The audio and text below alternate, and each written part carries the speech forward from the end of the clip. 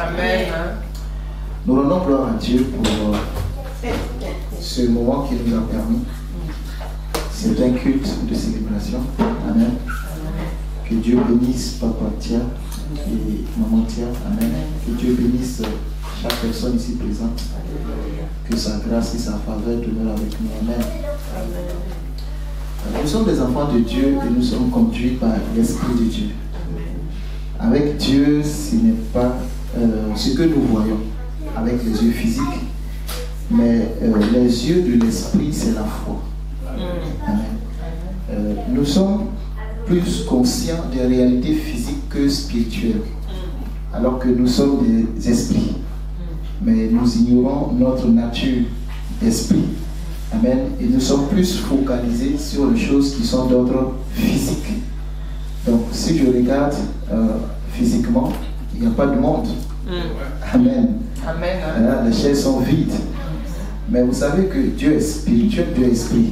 Dans Jean 4, il dit que Dieu est esprit et que ceux qui l'adorent, l'adorent en esprit et en vérité. Donc, on ne regarde pas l'apparence physique pour adorer Dieu. On adore Dieu en esprit. On oublie même le voisin qui est à côté et on est connecté au trône. Le trône sur lequel est assis Dieu est appelé le trône de la grâce. Alléluia. Hébreux chapitre 4 verset 16. Il dit: approchons-nous donc du trône de la grâce avec assurance. Avec assurance. Lisez Hébreux 4 verset 16. Avec un cœur saint. Avec l'assurance. Vous savez pourquoi il dit ça? Parce que avant que nous n'entrions dans la dispensation dans laquelle nous sommes, qui est la dispensation de la grâce, nous étions dans une dispensation qui est appelée la dispensation de la loi. Amen. Qui est conduite par Moïse. Dans Jean 1 verset 18, la Bible dit que la loi est venue avec Moïse, mais la grâce et la vérité sont venues avec Jésus. Vous voyez? Et donc, à l'époque de la loi, on ne pouvait pas s'approcher de Dieu comme on veut. On ne pouvait pas entrer dans la présence de Dieu comme on veut. N'est autorisé à entrer dans la présence, ce qu'on appelait le lieu très saint, que le souverain sacrificateur. Celui qui entrait une fois par an. C'est même pas tous les jours, c'est une fois par an. Il entrait dans le lieu très saint, là où se trouvait l'arche de l'alliance. Et c'est là qu'il faisait la propitiation où il offrait le sang sur le propitiatoire. Le propitiatoire, c'est le couvercle de l'arche de l'alliance. Et c'est là que Dieu descendait. Et Dieu voyait le sang. Et qu'est-ce qui se passait? Dieu couvre le sang couvrait le péché. Le sang ne pouvait pas ôter le péché. Amen. C'est comme vous prenez le blanc, vous mettez sur ce que vous avez écrit. Mais ce n'est pas parce que vous aimez le blanc qu'il n'y a plus d'écriture. Vous avez juste caché ce qui n'était pas juste, en fait.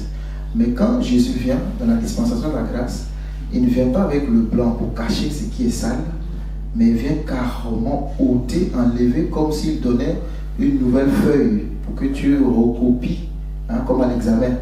Voilà, tu donnes une nouvelle feuille carrément, toute blanche, pour que tu puisses recopier ce que tu avais sali. Amen. C'est ce que Jésus a fait. Et le souverain sacrificateur, c'est une fois par an qu'il entrait. Donc pour ceux qui lisent la Bible, quand vous allez lire le livre de Esther, vous allez voir que Esther, elle devait aller visiter le roi. C'était le roi et en même temps c'est son époux. Mais c'est un peu bizarre parce que pour que la reine Esther entre dans la présence du roi, il faut que le roi l'invite. Ici, nous voyons le roi comme l'image de Dieu. Et si le roi ne te tend pas, si tu n'es pas invité, et que tu vas de ta propre initiative, et que le roi ne te reçoit pas, ta sentence sera la peine capitale, la peine de mort. Qui que tu sois dans le royaume, même si tu l'épouses. Ce qui est quand même dommage, c'est mon époux, mais je n'ai même pas le droit d'aller dans sa présence sans être invité. Amen. Et donc, quand il y a eu la sentence que Mardochée avait organisée pour tuer les Juifs, Aman plutôt avait organisé pour tuer les Juifs, il est allé voir sa maman, Esther, pour lui dire, moi je dis sa maman, mais bon, sa nièce pour être juge dans la Bible. Voilà, pour moi, la femme, c'est la maman. Sa maman, hein, merci beaucoup, Mantia. Et donc, elle va refuser. Parce qu'elle sait ce qui plane sur sa vie si elle n'est pas reçue favorablement. Amen. Amen. Si elle n'est pas reçue favorablement, elle risque la mort. Et elle dit à son neveu, là, elle dit à Mardoché que, à son homme plutôt, Mardoché que, écoute, tu sais ce qui est écrit, ce qui est arrêté. Mardoché, j'aime sa foi. Il dit, ok, si toi tu refuses de le faire, il n'y a pas de souci. Ça va arriver. Mais toi, tu ne profiteras pas. Ça, c'est un homme de foi. Un homme de foi, il avance quelle que soit la situation. Et Esther accepte. Elle dit, ok, il n'y a pas de souci. On va jeûner. Vous voyez, pour rentrer dans la présence de son époux, elle doit jeûner. Ça vous fait pas bizarre quand même? C'est mon mari.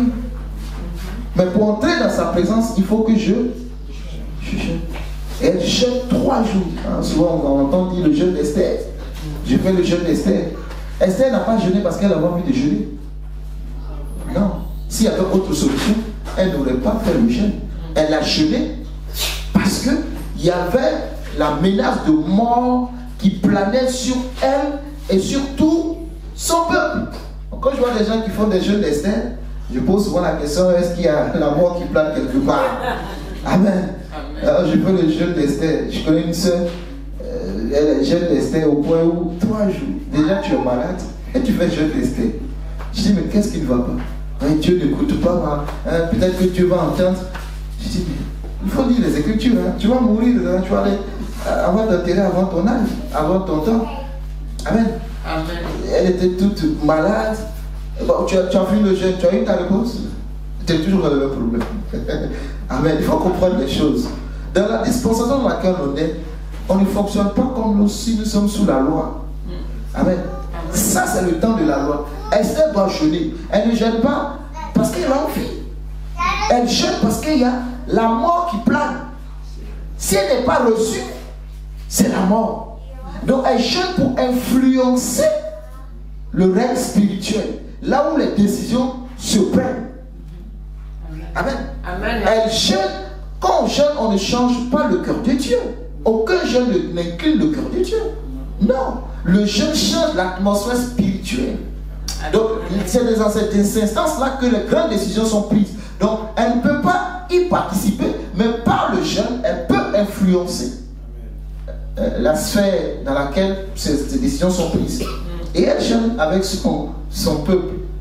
Et heureusement, gloire à Dieu, elle rentre voir le roi. Et le roi doit te tendre son sceptre, le bâton de commandement. Et si tu n'es pas reçu, donc il ne t'a pas tendu, tu vas mourir. Mais gloire à Dieu, le roi va tendre le bâton. Hein, c'est un peu comme dans Genèse 49, lorsque Jacob prophétise sur Judas, hein, il parle du sceptre de commandement. Amen. Amen. Donc vous voyez le roi qui est Dieu, qui tend le bâton, et Esther touche le bout, il faut toucher le bout pour dire que tu es agréé dans ma présence. Amen. Amen. Et c'est comme ça qu'elle va épargner sa vie et celle de sa famille. Maintenant, pourquoi je te regarde ça en entrée? C'est pour te montrer que nous sommes tellement privilégiés aujourd'hui, amen, d'entrer et sortir comme nous on veut dans la présence de Dieu. Mais nous ne sommes pas conscients de ce privilège que nous avons. Nous ne sommes pas des serviteurs. Nous ne sommes pas des esclaves. Nous sommes des fils de Dieu. Nous ne sommes pas des étrangers. Nous sommes héritiers de la maison. Nous n'avons pas besoin de faire 3 jours de jeûne sec pour entrer dans la présence de notre Père. Amen. Nous n'avons pas besoin. Attention, je ne te dis pas de ne pas jeûner. Ce n'est pas ce que je te dis. Mais pour entrer dans la présence de Dieu, viens tel que tu es. Amen. Amen. Peu importe ce qui s'est passé, viens tel que tu es. Amen. Il t'accepte. Et c'est pourquoi je donnais Hébreux 4, 16. Il dit, approchons-nous donc maintenant avec assurance Tu veux comprendre ce verset, comprends l'histoire d'Esther. Parce que Esther n'entre pas avec l'assurance, elle tremble. Est-ce qu'il va me recevoir? Est-ce que mon époux va me recevoir? En même temps, c'est son roi, en même temps, c'est son époux. Est-ce qu'il va porter le chapeau d'époux pour me recevoir? Ou est-ce que c'est le chapeau de roi qui va porter pour me recevoir? Mais étant assis sur le trône, il ne peut pas porter le chapeau d'époux. Il porte la casquette du roi. Donc elle sera jugée au même titre que tout autre sujet du royaume. Amen. Amen. Mais gloire à Dieu, elle est agréée. C'est ce sacrifice que Jésus est venu. Il est notre grand souverain sacrificateur. Hébreu 7. Il est notre prêtre. Et lui, c'est lui qui est entré. C'est-à-dire que c'est lui qui est Esther, qui prend la place d'inaugurer une nouvelle voie pour nous. Et maintenant, nous les fils, quand nous venons, la voie est ouverte. Donc il te dit, approchons-nous donc avec assurance. Amen. Mais les enfants de Dieu ne sont pas sereins. Non, les enfants de Dieu ne sont pas sereins. Les chrétiens ne sont pas sereins. Non, il faut être serein. Amen. Amen. Amen. Il faut être serein. Amen. Partout où tu pars, il faut être serein. Amen. Parce que l'accès est ouvert.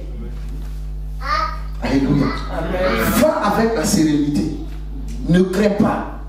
Ton Père l'a déjà fait. Alléluia. Ton Dieu l'a déjà fait. Alléluia. Une fois pour tout. Amen. C'est pas chaque année, mais c'est une fois pour tout. Il est entré dans le tabernacle céleste avec le sang. Amen. Pour toi et pour moi. Pourquoi tu as peur? Pourquoi tu crains? Les chrétiens sont trop, ils sont comme ça. Vous n'êtes pas à l'aise. Alléluia. Pourquoi vous n'êtes pas à l'aise? Sentez-vous à l'aise. C'est, vous savez, le monde, Dieu l'a donné à l'homme. Grand H. Amen. Et Jésus a dit dans Jean 17, ils sont dans le monde, mais ils ne sont pas du monde. Nous, on est dans le monde. Hein. Mais en fait, notre système de pensée, notre manière de fonctionner, c'est pas comme le monde. Nous avons l'assurance. Amen. Nous ne partons pas souscrire une assurance pour savoir que nous avons la vie. Et d'ailleurs, aucun assureur ne peut te garantir la vie. Tu factures chaque fin du mois. Hein? Je disais hier comme ça, les assureurs doivent prier hein, pour leurs clients. Vous savez pourquoi? Parce que s'il n'y a pas de dommages, d'accidents, ben ils sont en paix. C'est tout bénéfique pour eux. Hein? Quand il y a des problèmes, c'est là qu'ils sortent hein, pour réparer les torts, amen, les dommages et tout ça. Donc ils ont intérêt à prier. Oui, si tu es une compagnie d'assurance, tu dois être un bon prieur. Que tous tes clients, là, tes assurés, là, que ça se passe bien. Il ne peut pas te garantir ça. Le seul qui te garantit la vie, c'est Jésus-Christ.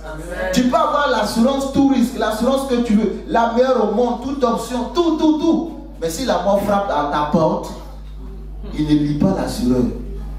Il s'en fout de l'assurance. Ma mère disait que la mort se promène avec des lettres. On a perdu un homme, ça peut faire maintenant un mois. On en parlait, elle dit, c'est la vie. Quand on parle de la vie, on parle de la mort. Et que la mort se promène avec des lettres. Quand c'est à ton tour, le courrier est envoyé. Tu es là, tu n'es pas là, tu vas recevoir. Dans tous les cas, c'est avec accusé de réception. Tu es obligé de signer que tu as reçu. Amen. Mais Christ te dit que tu passes de la mort à la vie. Mais comme on ne réalise pas, bon, nous, Dieu, c'est juste pour régler nos soucis de la vie. J'ai un souci, Seigneur. Dieu est plus que... Il est ton Père. Vous savez, si on développe la dimension de Père, avec le Fils, pardon, avec son Père, il y a des sujets même qu'on va même pas prier pour. Parce qu'un bon Père prend soin de son Fils. Moi, mes enfants, ils ne prient pas le matin pour que je les nourrisse. Et ils s'en foutent si moi j'ai de l'argent ou pas. Moi j'ai dormi à 4 heures. À 6 heures, 7 heures, ma fille dit elle veut boire son café. Je suis obligé de me lever. Il faut moi mon petit déjeuner. Elle s'en fout que tu aies dormi à 4 heures, à 5 heures, c'est pas son problème. Hein, tu as le sommeil, tu es lourd, mais tu vas faire. Amen. Amen. Mais on n'a pas cette relation avec Dieu. J'ai un monsieur assis quelque part là-bas. Et quand on vient même, on tremble. Et Seigneur, mon problème, on se fait tout petit. Non. Sois à l'aise. La Bible dit que nous n'avons pas reçu un esprit de timidité. C'est un esprit de force. Vous voyez, comment vous voulez qu'on gagne le monde étant comme ça? Donc dites-moi. Regardez quand les gens du dehors s'affirment. Regardez comment ils se comportent. Ce n'est même pas mon message, ne t'inquiète pas. Que Dieu fasse ce qu'il a voulu. Amen. Ce n'est même pas comme ça que nous pouvons. Non. Quand ils disent que nous, on s'en fout de votre Dieu, ils le disent haut et fort. À qui veut l'entendre? N'est-ce pas? On a vu ce qui s'est passé au JO. Il y a certains qui sont sortis dans les médias pour dire que nous ne consultons pas les prêtres pour valider le déroulé de notre programme. Nous, on s'en fout. Si nos tableaux vous ont offensé, c'est que votre foi est faible, c'est que vous n'avez pas la foi. Moi, je me suis réjoui de ces paroles. Moi, je suis resté à 37 degrés. Oui. Ils ont dit, mais si ce que nous avons fait vous a frustré, c'est que vos foi sont faibles. Vous n'avez pas la foi. Parce que quand on a la foi, on défie l'adversité. Demandez à Daniel, demandez à Shadrach, à Meshach, à Abednego. Ils ont défié les autorités. Mais nous, on rentre comme une tortue dans notre carapace et on retourne dans notre coin. Et on pleure. On a le grand Dieu. Hein, le grand jour s'est levé. Dieu nous a visités. Hein? Dieu nous a invités, c'est où il nous a invités? Amen. Amen. On est. Non, comprenons que c'est nous la lumière. C'est nous la lumière. C'est nous la lumière du monde. Mais elle est où l'église du Seigneur? Ils sont où les enfants de Dieu?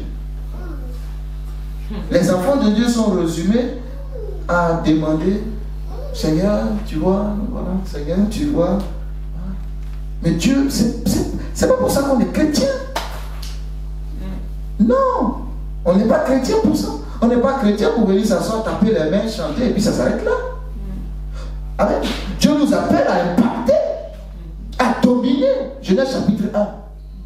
Domine, règne, assujetti. Alléluia. Amen. Mais le problème, maintenant je rentre dans mon message, je vais aller rapidement. Lisons Jean 15. Regardez quelque chose. Lisons à partir du verset 1er jusqu'au verset 7.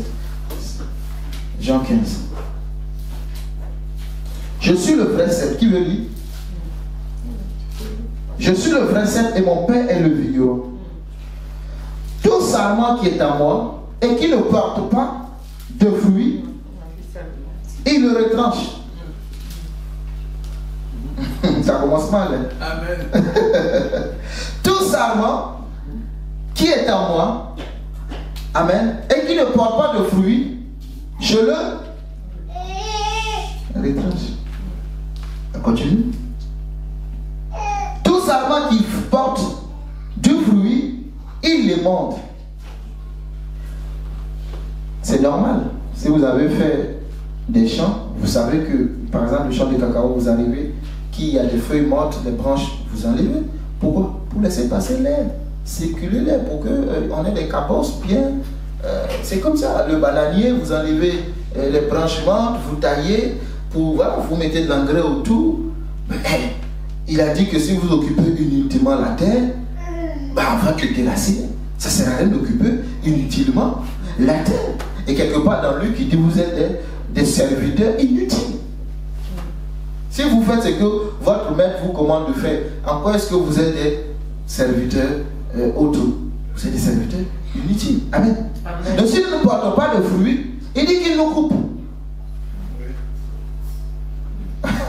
Amen. Il nous retranche. Maintenant, si nous portons de fruits, il nous émonde davantage afin qu'il porte encore plus de fruits. Déjà, vous êtes purs à cause de la parole que je vous ai annoncée. Là où la clé commence, il dit demeurez en moi et je demeurerai en vous. Amen. Demeurez en moi et je demeurerai en vous. Demeurez dans mon amour. Pardon, j'ai sauté, je reviens au verset 4. Comme le sarment ne peut de lui-même porter du fruit s'il ne demeure attaché au cep, ainsi vous ne le pouvez non plus si vous ne demeurez en moi. Je suis le cep, vous êtes les sarments. Celui qui demeure en moi et en qui je demeure porte beaucoup de fruits. Car sans moi, vous ne pouvez rien faire. Et quand le chrétien il ne voit pas s'arranger sa situation, il est découragé et il quitte. On va voir en hébreu, en grec le mot demeurer. On va voir ça, regardez. Si quelqu'un ne demeure pas en moi, il est jeté dehors, comme le sarment, et il sèche. Puis on ramasse les sarments, on les jette au feu et ils brûlent. Si vous demeurez en moi et que mes paroles demeurent en vous, demandez. Il faut souligner le verset 7. Souligne ça. Je reprends. Si vous demeurez en moi et que mes paroles demeurent en vous, si vous demeurez en moi et que mes paroles demeurent en vous, demandez ce que vous voudrez et cela vous sera accordé. On reprend ensemble. Si vous demeurez en moi et que mes paroles demeurent en vous, demandez ce que vous voudrez et cela vous sera accordé. Maintenant, tu vas personnaliser. Si je demeure en Dieu et que ses paroles demeurent en moi, je demande ce que je veux et cela me sera accordé. On a besoin de dire quelque chose encore? mais pourquoi on n'a pas ce qu'on demande? Hein? Pourquoi on n'a pas ce qu'on demande? Ça, c'est la clé. C'est pas autre chose. Si vous demeurez. Maintenant, regardons ce que le mot. Ah, moi j'aime aller à l'original. Donc, suis-moi. Allons dans le grec. Je vais juste dire ce que veut dire demeurer. Le mot utilisé, c'est meno. M-E-N-O. Men-O. Men, comme men-O. Maintenant, ils le traduisent. Le grec, c'est rester. Rester. Les chrétiens restent. On dit rester. Lui second, là ce que j'ai lu c'est la version lui second. Lui second, parmi tous les mots, il a choisi demeurer dans sa compréhension. Mais quelqu'un d'autre peut traduire en mettant rester. Si vous restez en moi. Le chrétien quand il commence 1 mois, 2 mois, il ne voit rien. Là où je priais avant, il y avait un monsieur qui est venu pour des problèmes. On a commencé à prier, moi. Même pas 3 semaines après, il dit, oh Dieu, je ne pense pas que Dieu soit ici parce que je ne vois pas les résultats, moi. Écoutez, moi j'ai trop de soucis, non, moi je ne peux pas attendre. Et paf, il a disparu. C'est les chrétiens papillons. Il y a des chrétiens papillons. Ils volent, ils cherchent. Et ils connaissent toutes les églises de l'île de France. Il y a des chrétiens qui connaissent toutes les églises de l'île de France. Ils ont fait toutes les églises. Parce qu'eux ils pensent que c'est en sautant d'église en église. Ah, le Dieu qui est à la gare du Nord, lui, je pense que lui, il ne fait pas trop bien les choses. Parce qu'on a l'esprit du fétichisme, du maraboutage. Quand on va voir le marabout, il faut qu'il nous donne quelque chose, tu vois, de tangible. Alors, on met ça dans la valise et puis chaque matin, on regarde. Mais non, non. Amen. Donc on se balade de communauté en communauté. Ah, j'ai appris qu'il y a un prophète qui est arrivé, qui est dans tel lieu, on va le visiter. Mais le problème, ce n'est pas l'église ou l'homme de Dieu. Mais là, le problème, il est là. Vous prenez une fleur ou une plante, vous la mettez dans le sol. Le matin, vous venez, vous la mettez, tu n'as pas de fruits. Vous enlevez dans le sol, il n'y a pas encore, vous changez de sol.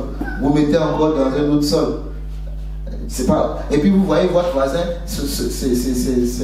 son jardin commence à fleurir, il y a des fruits. Vous dites, bon, voisin, je peux mettre chez toi? Et il dit, oui, tu peux mettre. Et vous prenez, vous plantez chez le voisin. Et puis le lendemain, vous venez, vous regardez, mais voisin, je ne vois pas encore de fruits. Le voisin dit, mais tu sais, ça fait 6 mois que moi j'ai semé. C'est le temps de la récolte. Et toi, tu vas. Je dis, non. En fait, c'est ce qui nous manque. C'est-à-dire, j'ai semé là, je veux récolter tout de suite. Donc quand j'ai réfléchi chez nous, Seigneur, c'est trop tu cette église là, est-ce que tu es là? Non, le pasteur, je ne pense pas qu'il y ait l'onction ici. Hein? Il n'y a pas d'onction. Alléluia. Hein? Hier, j'ai reçu un très bon témoignage. Et a dit une sœur, son témoignage m'a tellement fait du bien qu'on prie ensemble. Ça fait un bon moment qu'elle veut faire venir ses enfants du Cameroun. Ses 2 filles. Hein? Ces 2 filles qu'elle a laissées au bébé hein, pour rentrer en France. Et c'était un peu compliqué. Ça a pris du temps, 8 ans. J'ai dit, il faut persévérer. Il dit, faut persévérer. Donc hier, un jour, m'appelle, je suis au pays. Mais je ne savais pas qu'il y avait bonne nouvelle. Et hier, elle m'appelle, je suis de retour. Mais la bonne nouvelle, c'est que je suis rentré avec mes 2 filles. Amen. Et on parlait, maman, elle me dit, et en plus, elles sont françaises. Amen. J'ai dit, waouh. Vous savez que dans la loi française, vous ne pouvez pas, vos ayants droit ne peuvent pas être français s'ils n'habitent pas avec vous. Est-ce que vous savez ça? Le chef de loi de 91, je la connais parce qu'il y a un pote, il y a un ami qui a eu ce problème. Il est naturalisé, sa fille de 2 ans n'a pas eu la nationalité. Et nous on s'est dit, bon, c'est un oubli. Parce que c'est normal que mon enfant ait la nationalité, n'est-ce pas? Et on a fait un courrier à la préfecture. Ils disaient, ouais, effectivement, il y a une heure, on va remettre le nom. Mais avant, il faut que le ministère valide. Donc, fait le courrier au ministère, il envoie au ministère, le ministère regarde. Il dit, non, c'est pas une erreur. Monsieur, quand vous avez fait la demande, vous n'habitez pas avec votre fille. Sa femme vit dans le 78 et sa fille, lui, vit dans le 91. C'est le même pays. Hein. C'est pas mal. Mais ils ont refusé de donner la nationalité à sa fille. Et ils ont sorti la loi qui a été prise en 91. Mais il y a ces enfants sont au Cameroun, hein. Bébé, aujourd'hui 15 et 16 ans, elle prend la nationalité et ses enfants bénéficient étant au Cameroun. Oh, expliquez-moi ça. Oh, expliquez-moi ça.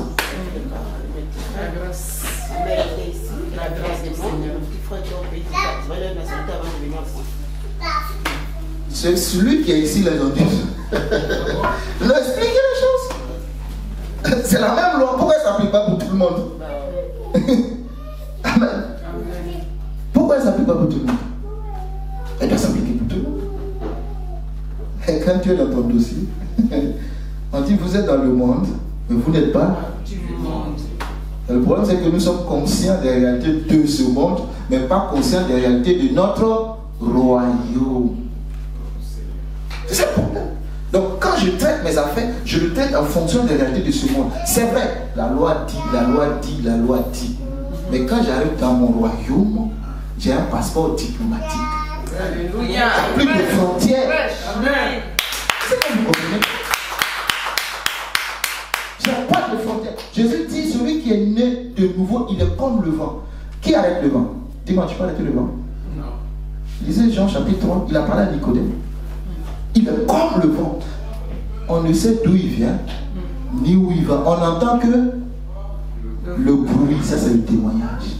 Et quand il est passé, il y a un témoignage. Le moment où tu vas, il est déjà parti. Amen. C'est ça le chrétien. Il dit que ce qui est né de l'esprit est esprit.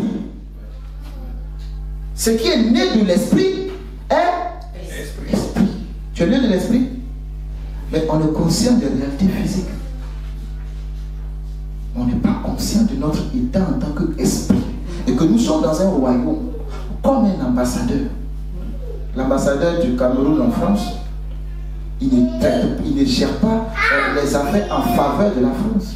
Tout ce qu'il fait, c'est en faveur du Cameroun. Il ne paye même pas d'impôts.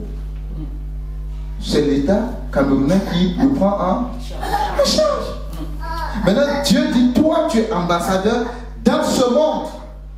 Qui te prend en charge? C'est Macron? Non. Mais nous, notre limite, c'est Macron. Ah, la loi a dit. Il dit, vous êtes des ambassadeurs. C'est ce que la Bible dit. Vous êtes des ambassadeurs. Mais quand on sort de l'église, on prend ça, on met dans la poche, on met le passeport diplomatique dans la poche, on sort le passeport français. Le passeport français, c'est vrai, il est bon, hein, mais il a aussi ses limites. Amen. Amen, hein? Amen. Mais le passeport de Dieu, il est sans limite. Amen. Et nous sommes dans une alliance. L'alliance veut que nous demeurions. Donc, lui c'est bon prendre demeurer, mais quelqu'un d'autre peut prendre rester. Quelqu'un d'autre aussi peut prendre séjourner. quelqu'un d'autre aussi peut prendre s'attarder. Donc, si vous vous attardez, si vous séjournez, amen, si vous restez, et ça continue.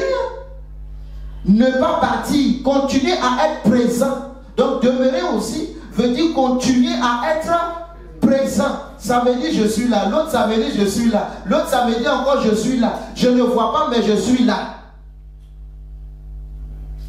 On connaît, on sait pas. Je regarde. Un samedi prochain, on verra. Si Dieu veut.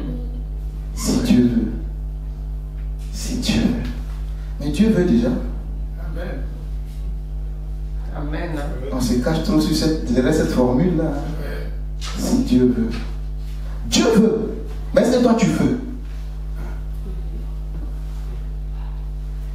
Dieu veut. Dieu veut. Il avait dit, là où 2 ou 3 sont unis à mon nom, je suis au milieu. 1. C'est là que je déverse ma bénédiction en abondance. 2. Donc Dieu veut ou Dieu veut pas? Dieu veut que ses enfants se retrouvent ou il ne veut pas? Il veut. Maintenant pourquoi tu dis si Dieu veut? Faut dire si Dieu veut. Autrement dit, si j'ai des empêchements, on peut te comprendre. Mais toi déjà dans ton esprit, tu ne prévois même pas être là.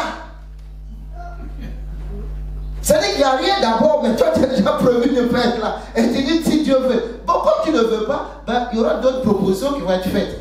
Ce qui veut dire que tu mets en second plan la réunion. Quand tu dis si Dieu veut là, je serai là. Que Dieu me fasse grâce, c'est bon. Maintenant, s'il y a un empêchement, il y a quelque chose. Ah, vraiment, j'ai voulu être là, mais je ne peux plus. C'est con. Mais quand des gens qui disent si Dieu veut, toi tu ne veux pas. Amen.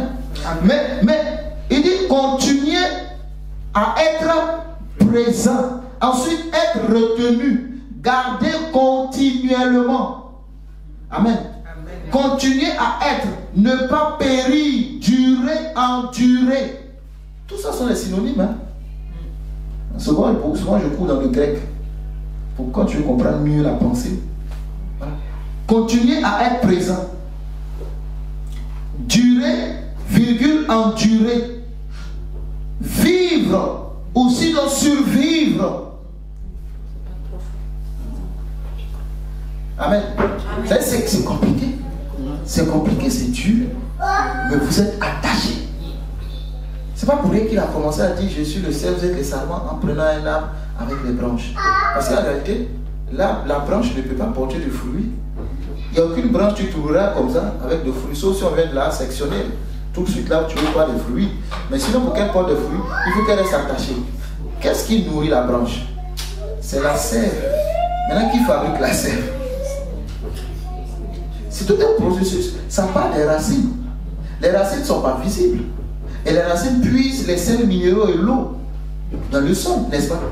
Qui vont fabriquer ce que la branche a besoin. Mais si la branche n'est plus attachée, la sève va monter, mais il n'y a plus de branche. La faute à qui? La branche ou le tronc? mais souvent on pense que la faute à Dieu. Est-ce que j'ai déjà fait dans Juge 6? Juge 6 à partir du verset 7, du verset 1er même. La Bible dit que Israël fit ce qui déplairait à Dieu et l'Éternel envoya les Madianites contre eux. Amen. Et à un moment donné, verset 7, Israël criait à l'Éternel. Quand vous criez à Dieu, Dieu envoie toujours le prophète. Et le prophète, sa mission première, c'est d'amener le cœur du peuple à la repentance. Un prophète, c'est comme ça. Un prophète, c'est pas de dire que hier tu as mangé, tu veux coucher. Hier tu as été au centre commercial, j'ai vu que tu étais au centre commercial. Demain, j'ai vu que tu as acheté une voiture forte. Non, ça c'est parole de connaissance. Mais le prophète, là, tu peux nous... Allons dans le Juge 6. Je m'arrête à quelle heure?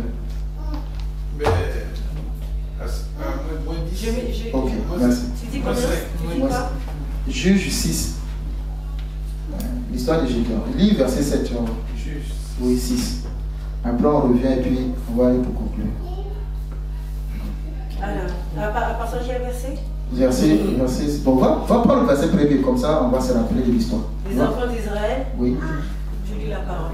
Oui. Les enfants d'Israël firent ce qui déplaît à l'Éternel, et l'Éternel les livra entre les mains Madian pendant 7 ans. La main de Madian fut puissante contre Israël. Pour échapper à Madian, les enfants d'Israël se retirèrent dans les ravins des montagnes, dans les cavernes et sur les rochers fortifiés. Quand Israël avait semé, Madian montait avec Amalek et les fils de l'Orient et il marchait contre lui.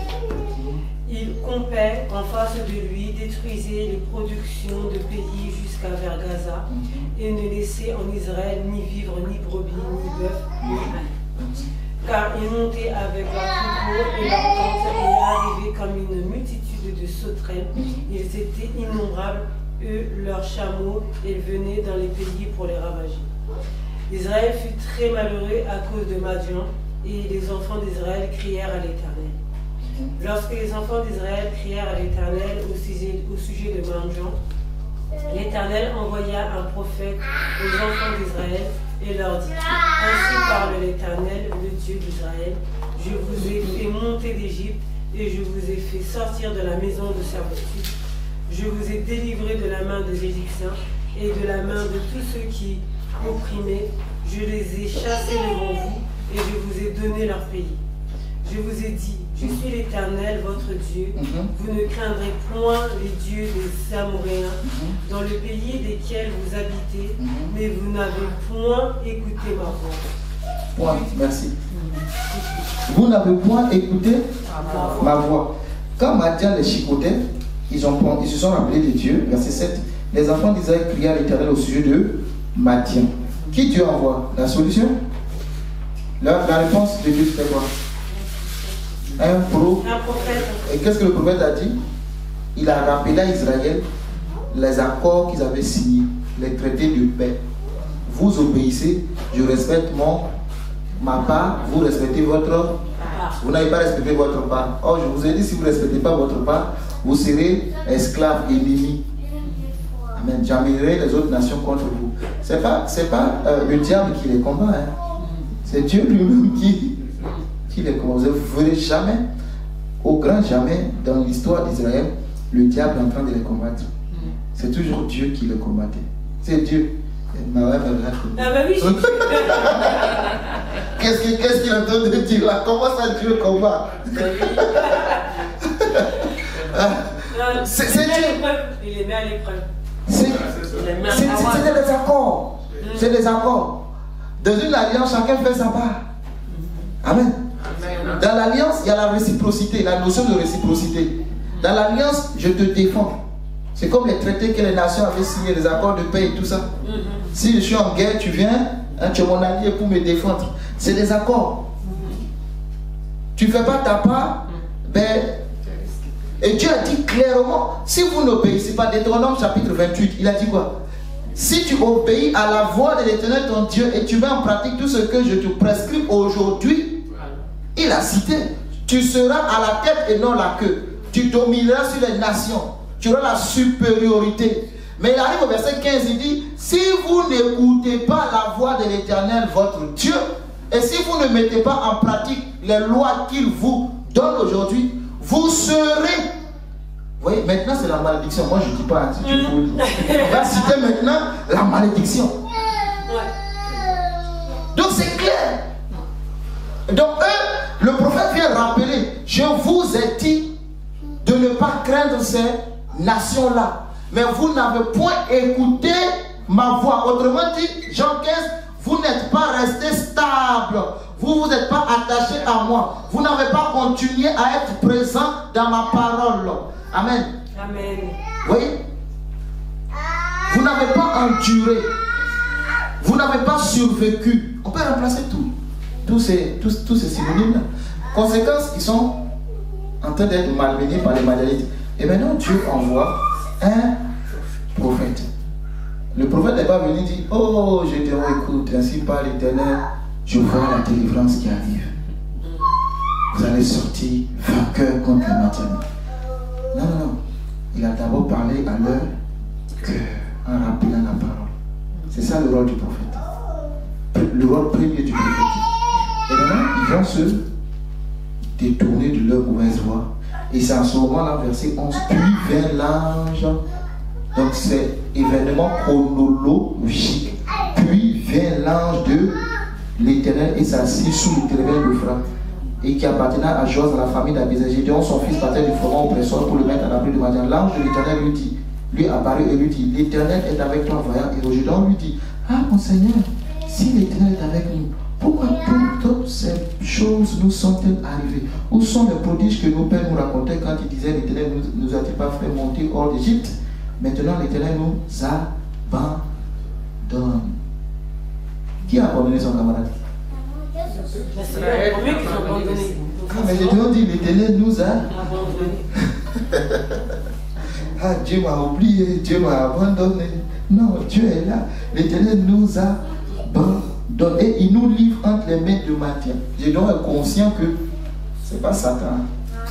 C'est Dieu qui les livre. Amen. C'est Dieu qui les livre. Parce qu'ils n'ont pas demeuré. Aussi longtemps que tu demeures, reste serein. Reste serein. Ce qu'il faut faire, c'est d'obéir à la parole de Dieu. Je m'en vais pour conclure avec un autre texte. 1 Roi 18. 1 Roi 18.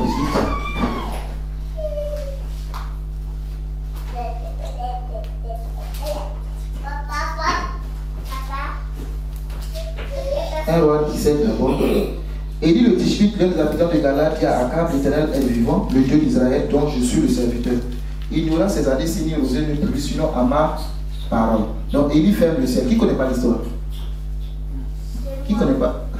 C'est normal. Bon, je vais lire alors. Et là, Tous anciens ici. on est tous des anciens ici. Gloire à Dieu. Et la parole de l'Éternel fut adressée à Élie en ce mot. Pars d'ici, dirige-toi vers l'Orient et cache-toi près du torrent de Kérit qui est en face du Jourdain. Tu boiras de l'eau du torrent et j'ai ordonné au corbeau de... J'ai fait quoi? Non, j'ai fait quoi? Ordonné. Ordonné. J'ai quoi? Ordonné. Ah, j'ai ordonné. On dit c'est un ordre. On dit le président de la République dit qui veut te voir, c'est un ordre. Tu vas dire, tu viens pas? Le ministre de la Défense, on dit ça. Maintenant, Dieu ordonne. Parce que quand tu demeures, c'est Dieu qui prend la... Je vous ai dit, c'est une alliance. Il y a la protection. Amen.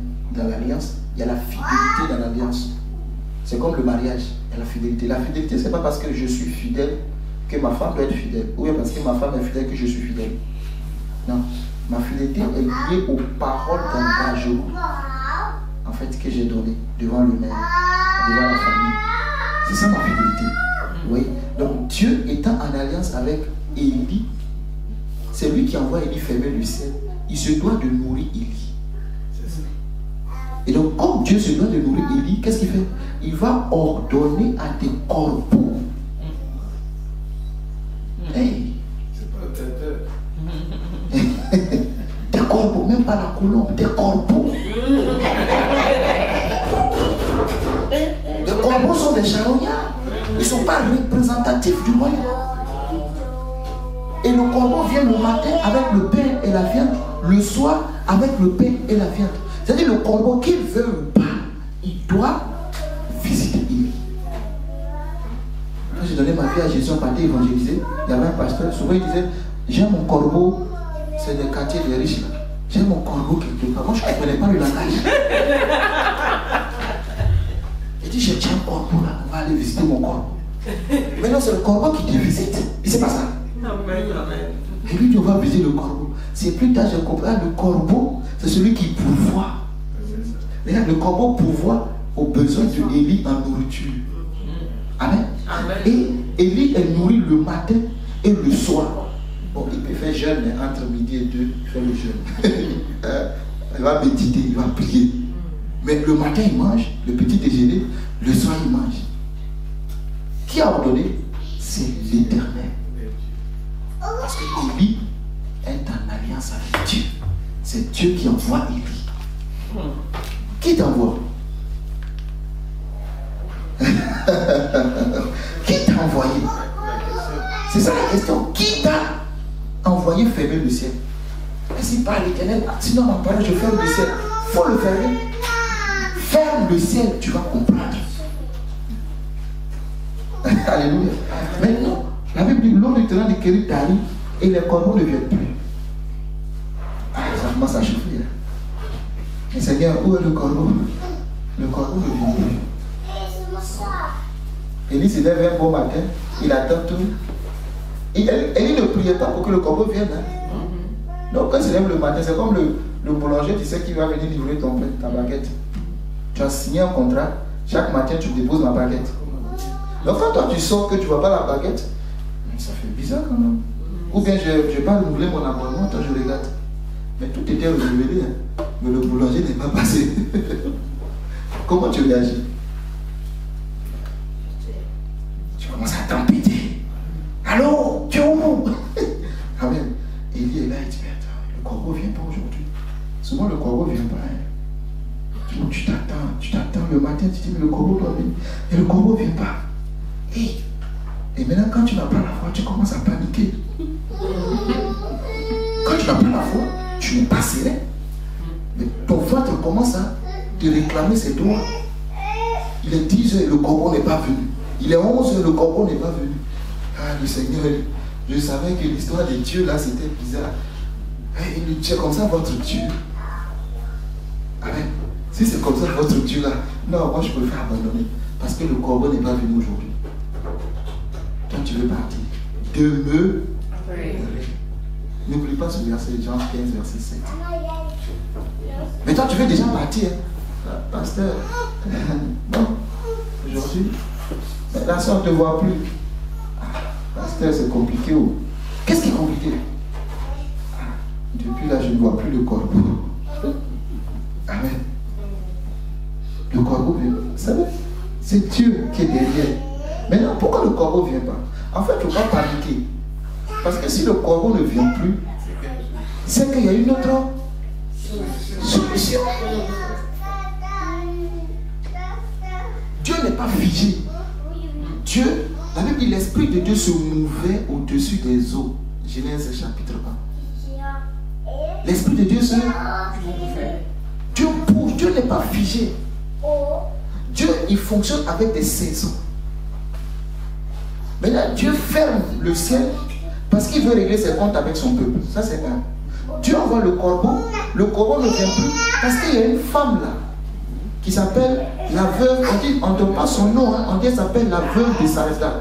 Dans les Écritures, quand une personne n'est pas nommée expressement, ça veut dire que ça peut prendre la situation de quiconque. C'est-à-dire quiconque peut vivre cette situation. Quiconque. Quiconque peut vivre ça. Quiconque, comme femme peut être veuve. Quiconque comme un homme peut être veuve. N'est-ce pas? Oui ou pas. Si tu es un homme marié, peut-être c'est toi qui partiras avant, ou c'est ta femme qui partira. Dans tous les cas, il y a un qui va couper le ticket avant l'autre. Amen. Mais là, Élie ne panique pas. Ensuite, Dieu vient encore, regardez, Dieu vient, le corbeau apportait du pain, ainsi de suite. On va au verset 8. Alors la parole de l'Éternel lui fait adresser en ces mots: lève-toi, va à Sarepta qui appartient à Sidon et demeure là. Et voici, j'ai fait quoi? Lis s'il te plaît. Vous-même dites-le de votre propre bouche. Voici, j'y ai ordonné. C'est pas ce qu'il a dit pour le corbeau. J'ai ordonné au corbeau. Pour la femme, il a fait quoi? Il a ordonné. Mais une femme veuve. Comme on veut au moins chez Madame Macron.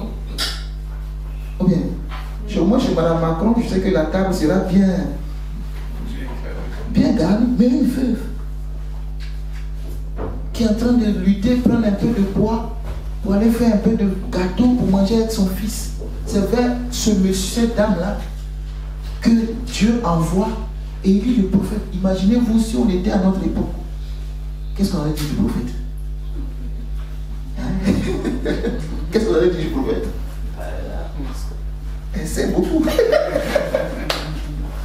C'est qui ce faux prophète là? C'est qui ce faux prophète? La pauvre dame veuve qui a fait la peine d'enterrer son mari il lui restait un peu d'huile, un peu de farine. Regardez le prophète. Le prophète allait prendre faux prophète. Sortez, il y a un profond. C'est un escroc, merci. C'est un escroc. On va le juger sur la place publique. On va mettre sa photo partout sur les réseaux. On dit voilà, c'est un faux prophète. Un dépouilleur. Un dépouilleur. Mais Dieu a fait quoi? Et quand la dame raconte son histoire, le temps est fini, donc je ne dis pas. Quand la dame raconte son histoire à Élie, Élie dit ah, ok, d'accord, mais bon, fais-moi un peu. Un prophète, là, il ne prend pas tout. C'est les faux là qui prennent tout. Moi, je dis la vérité. La Bible dit que celui qui ne sait pas prendre soin de sa maison, il est pire qu'un infidèle. Quand tu prends tout ce qu'il y a à la maison pour donner au prophète, et tu dis que j'aime Dieu, tu aimes quel Dieu? Ton enfant est en train de pleurer, tu as donné tout l'argent au prophète, tu dis que j'aime Dieu. Un vrai prophète ne prend pas tout. Pourquoi il ne prend tout? Moi, mon ventre là, il mange aussi. Ah, vide tout ton portefeuille, hein? Si tu vides tout, Dieu va exaucer. Tu as déjà vu Dieu en train de faire des courses? Qui l'a vu là où ça commence? Les fidèles aiment comme les blagues. Vous aimez bien ça? Si tu le suis, je dis, ainsi parle l'Éternel. Ceux qui donnent 500 € ici. Demain, tu vas voir le miracle. Vous aimez ça, vous êtes dans là.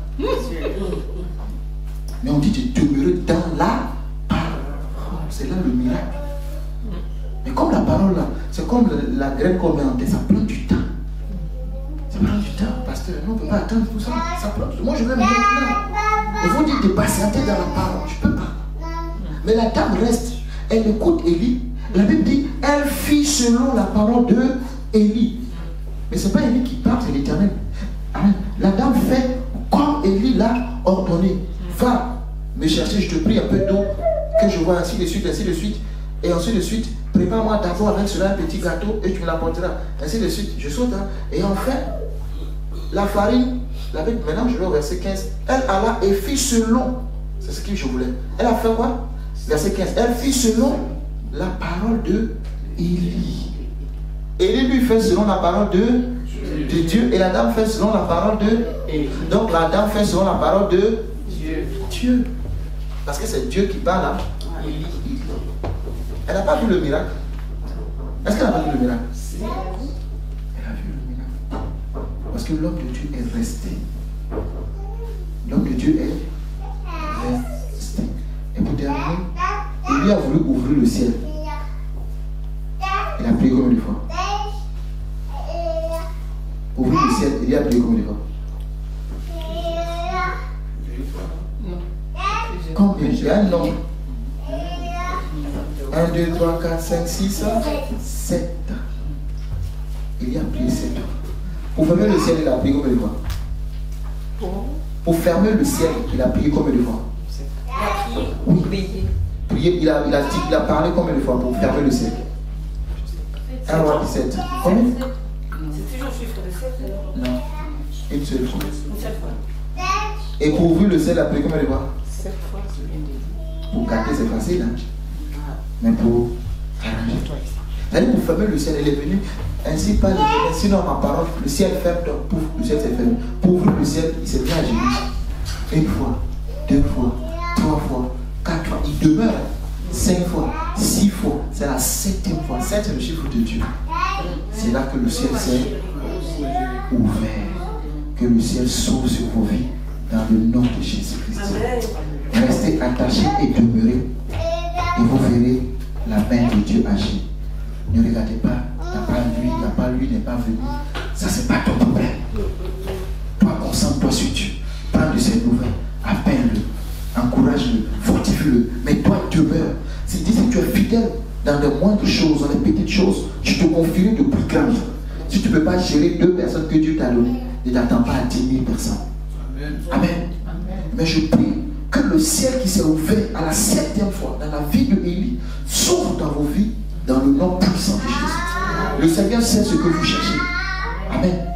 Le Seigneur sait mieux que vous-même ce que vous cherchez.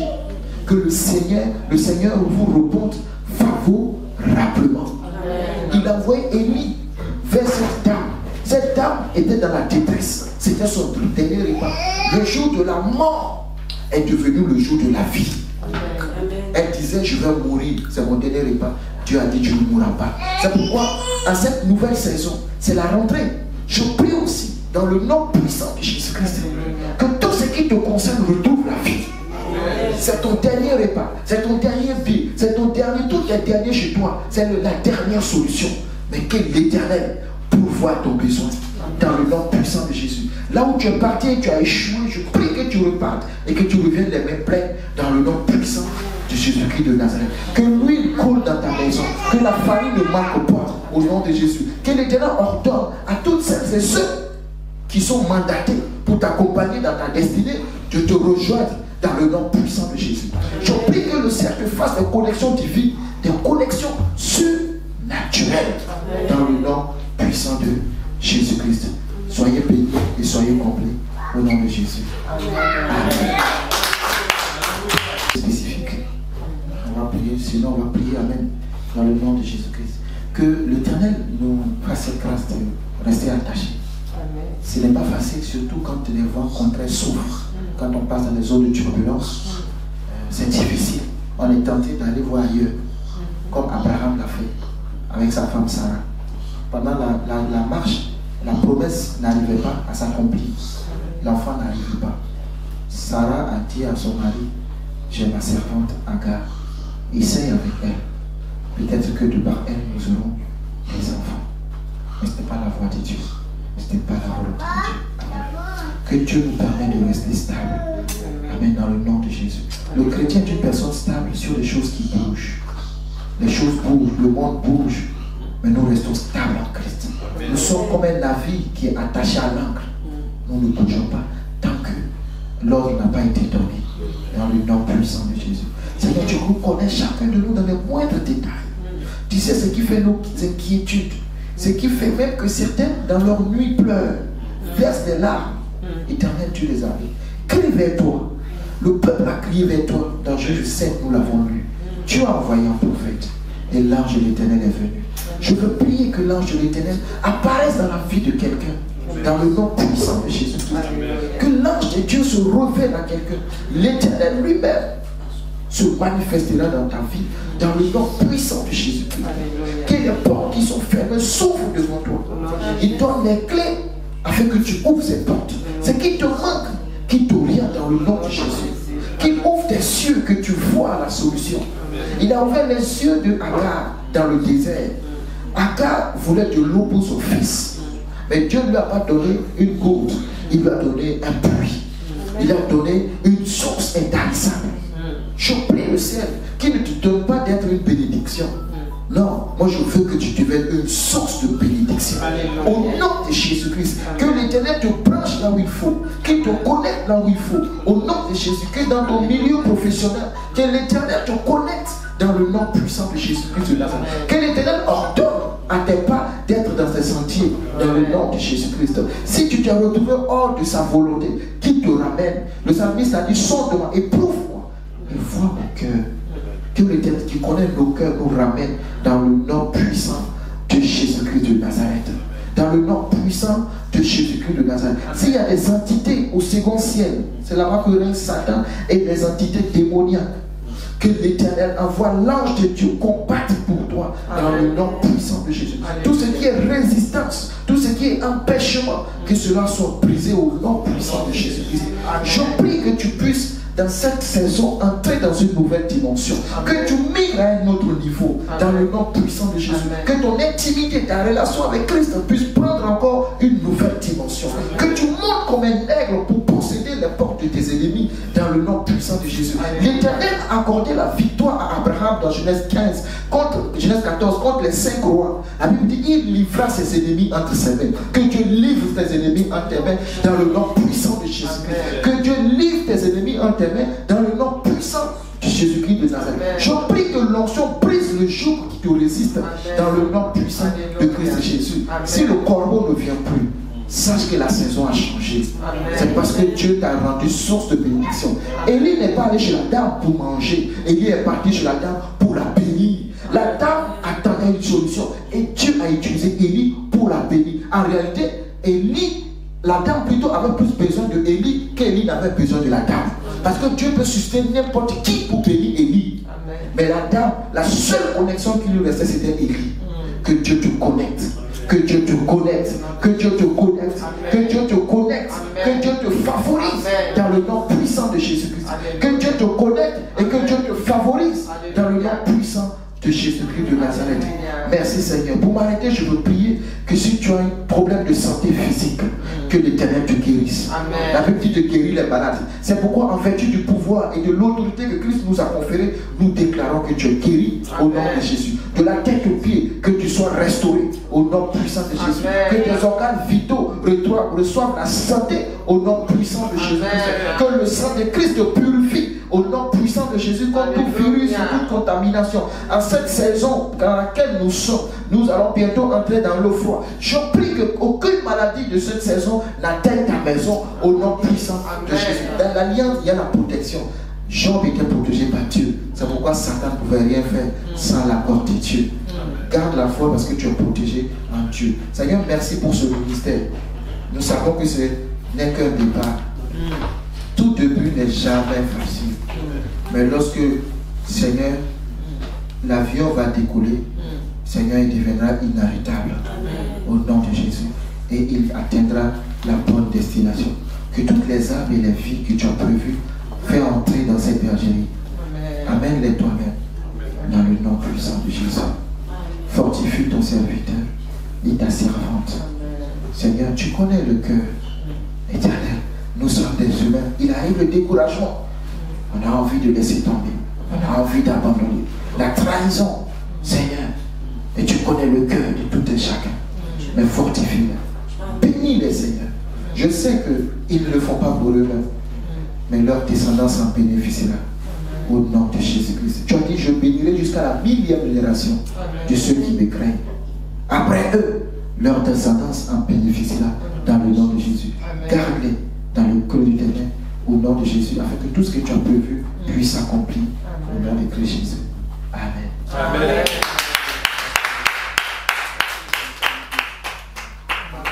Merci pour le message. C'est le message de la rentrée. C'est le message de la rentrée. Alléluia. C'est dit que nous abordons une nouvelle saison. C'est la rentrée pour tout le monde. Que tu sois travailleur, étudiant, maternel comme Joyce. Non, elle est CP maintenant. C'est maternel. En maternel toujours. Et puis les CP, tous les PP là, ils vont rentrer. Avec les PDG, avec les ministres aussi. Même le gouvernement va rentrer bientôt. Amen. Alléluia. C'est pour nous tous ce message. Amen. Que tu sois serviteur de Dieu ou fidèle, c'est pour nous tous. C'est la parole de foi qui vient d'être donnée. Et nous avons besoin de cette parole-là. Méditons ce qu'il a dit. Vous voyez, les chapitres qu'il a donnés là. Hein? Josué, c'est Josué 6, non? Juge 6 pour Josué. Vous allez voir cette histoire. Et puis la veuve de Sarepta. J'aime bien cette histoire. Alléluia. Quand elle est bien expliquée, ça fait du bien. Alléluia. On va maintenant passer aux offrandes. Alléluia. Parce que ce matin, on est venu et jusqu'à présent, on ne voyait personne. Ce n'est pas les gens qui sont importants. Ce qu'il a dit tout à l'heure. Nous, on voit le côté spirituel des choses. Amen. La salle est là. Donc, nous sommes déjà bénis. Amen. On va louer Dieu. C'est une occasion qui nous est donnée. Amen. Alléluia. Amen. Mais le reste, Dieu se pourvoira. S'il a pourvu pour Élie, au torrent de Kérit, il a envoyé des corbeaux pour nourrir son homme, l'homme de Dieu. Moi, je pensais qu'il allait déclencher un traiteur dans la ville. Peut-être à cette époque, il n'y avait pas de traiteur, mais il y a des restaurateurs. Mais il envoie les corbeaux. Oh, chez nous en Afrique, le corbeau, ce n'est pas un bon signe. Hein? C'est un signe de ténèbres. Quand on voit le corbeau, c'est qu'il y a la mort qui arrive quelque part. Oh, c'est ce corbeau-là que Dieu utilise pour aller nourrir son fils. Alléluia. Dieu peut le faire pour nous, comme il a prêché déjà. Je ne peux pas revenir sur le prêche, mais je m'arrête là. Alléluia. On va bénir les offrandes. Seigneur, nous te bénissons parce que tu es le Dieu. Grâce, tu peux donner un cantique pour accompagner ça, comme ça on va prier après. Fais le cantique. À tes pieds au divin roi, je crois que tu connais, non? À tes pieds, ô divin roi, nous apportons nos présents. À tes pieds, ô divin roi, nous apportons nos présents. Car tous nos vies sont à toi seul et en tout temps.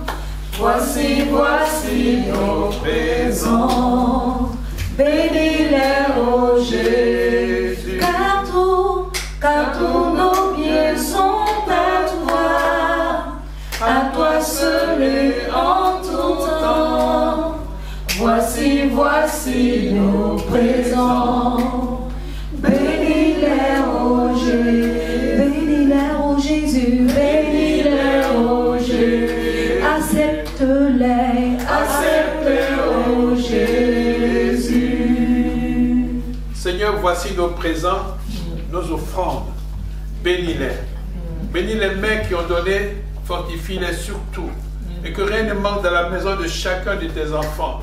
Même ceux qui ne sont pas présents, Seigneur, nous prions pour eux. Afin que tu bénisses aussi leur maison. Que leur corbeille ne soit pas vide. Que chaque jour, rien ne manque à leur maison. Et que tu bénisses aussi l'œuvre, Seigneur, au travers de laquelle tu passes pour bénir tes enfants. Merci d'être avec chacun de nous et nous avons prié au nom de Jésus. Amen. Amen. Bon, on va faire un cantique pour bénir. Alléluia. Amen. Reçois ma louange. Alléluia. Amen.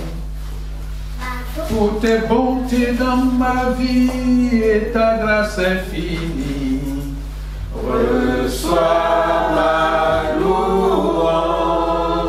10 000 ans ne peuvent suffire pour te dire merci. Reçois ma louange. Toi qui guéris les malades et qui fais tout à merveille. Reçois ma louange. Toi qui connais mon cœur, ô Dieu de l'infini. Reçois ma louange. Reçois, Seigneur. Reçois, ô Seigneur. Reçois, Seigneur. Reçois ma louange. Reçois, Seigneur. Reçois, ô Seigneur. Reçois, Seigneur. Reçois ma louange. Que pourrais-je t'offrir, ô Jéhovah? Toi qui as fait tant de merveilles pour moi. Que pourrais-je t'offrir, ô Jéhovah? Toi qui as fait tant de merveilles pour moi. Reçois, ô Seigneur, reçois, Seigneur, reçois ma louange. Amen. Amen. On acclame le Seigneur. On lui a accordé. On est venu pour le louer, pour le célébrer. Seigneur, je te rends grâce pour tes enfants réunis en ta présence. Car ta parole dit que là où 2 ou 3 sont assemblés à ton nom, tu es au milieu de Dieu. Tu es avec nous parce que nous ne sommes plus que 2 ou 3. Et nous sommes là, nous avons reçu ta parole. Seigneur, qu'elle demeure en nous. Amen. Que nous aussi nous puissions demeurer, Seigneur, en toi. Amen. Afin de nous laisser conduire par toi, par tes anges et tes archanges. Que Amen. Tous les jours, rien ne nous empêche. Mais qu'au contraire, nous voyons les choses selon ton plan. Qu'on ne regarde pas aux réalités du monde, mais à ta vérité qui vient de toi. Amen. Merci de conduire tes enfants. Bénis ton serviteur et sa famille qui sont venus nous bénir, Seigneur, cet après-midi. Merci de bénir le ministère de tes enfants. Nous savons que nous sommes tous au pied de ta croix et nous avons prié ainsi au nom de Jésus. Amen. Amen.